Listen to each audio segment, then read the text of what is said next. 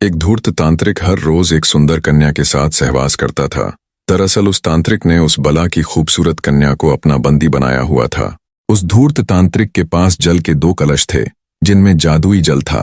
तांत्रिक उनमें से बाएं कलश की पानी की कुछ बूंदें लेकर जब उस सुंदरी पर छिड़कता तो वो एक बंदरिया बन जाती, और जब दाएं तरफ रखे कलश के पानी के कुछ छींटे कन्या रूपी उस बंदरिया के ऊपर फेंकता तो वो वापस अपने असली रूप में आ जाती। ये सब बहुत लंबे समय से चलता आ रहा था। साधु जब दिन में बाहर जाता तो उस सुंदरी को बंदरियां बना देता, और जब रात में वापस अपनी कुटिया में लौटता तो फिर से उसे सुंदर कन्या बना देता और उसके साथ खेलता। वो नवयुवती तांत्रिक के इन कुकर्मों से बहुत हताश थी, पर उस बेचारी के पास कोई रास्ता न था। अगर वो साधु के जाने के बाद बंदरियां के रूप में वहां से भाग भी जाती तो हमेशा के लिए वो बंदरियां बनकर ही रह जाती। अब कम से कम रात के समय तो उसे अपना असली रूप मिलता है। मन में ये विचार आते ही वो वहां से भागने का इरादा त्याग देती। समय बीतता गया। संयोगवश एक दिन शिकार की तलाश में घूमते घूमते राजा विक्रमादित्य उस घने जंगल में आ पहुंचे। जब वो प्यास से बेहाल घोड़े से उतरकर पानी पीने के लिए उस धूर्त तांत्रिक की कुटिया के सामने बने एक कुएं के पास पहुंचे तो उनकी नजर पेड़ की डाल पर बैठी उस बंदरिया पर पड़ी।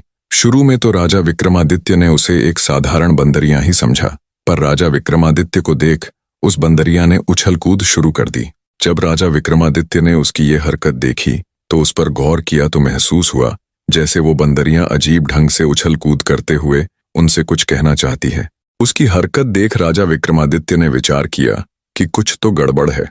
उन्होंने सारा रहस्य जानने के लिए एक रात वहीं रुकने का निश्चय किया और थोड़ी दूरी पर एकांत सी जगह देखकर घने सारे वृक्षों में अपने घोड़े को छुपा दिया और खुद भी पेड़ की आड़ में छिपकर बैठ गए और दम साधे अपनी नजर उस कुटिया पर गड़ा ली। जब शाम का समय हुआ तो राजा विक्रमादित्य को एक तांत्रिक आता हुआ दिखाई दिया। वो सीधा कुटिया के द्वार पर गया और उसने बंदरियां को इशारा किया। बंदरियां झट से साधु के पास आ गईं। उसने वहां रखे दाएं कलश से बंदरियां के ऊपर पानी के छींटे मारे तो वो एक अति सुंदर स्वर्ग की अप्सरा बन गई। तांत्रिक तभी उस अप्सरा को ले कुटिया के अंदर चला गया। सारा माजरा देख राजा विक्रमादित्य की आंखें फटी की फटी रह गईं। उन्हें घोर आश्चर्य हो रहा था। उनको उस नजारे पर बिल्कुल भी यकीन नहीं हो रहा था जो उन्होंने अभी चंद क्षणों पहले देखा था। एक बार तो राजा विक्रमादित्य ने सारा भेद जानने के लिए उस कुटिया में जाने का निश्चय किया, पर फिर वो कुछ सोचकर वहीं रुक गए। बने रहे।